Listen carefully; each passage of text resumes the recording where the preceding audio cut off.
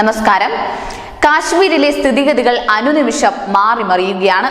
അതിനിടയിലാണ് നാടകീയ നീക്കവുമായി national conference നേതാവ് ഫാറൂഖ് അബ്ദുള്ള രംഗത്തെത്തുന്നത്. ഭീകരവാദത്തിന്റെ സ്പോൺസർഷിപ്പ് അവസാനിപ്പിക്കാനുള്ള ഏക മാർഗം ലോക ജനതയുടെ സമ്മർദ്ദം പാകിസ്ഥാനിൽ വർദ്ധിപ്പിക്കുക എന്നത് മാത്രമാണെന്നാണ് ഫാറൂഖിന്റെ വാദം.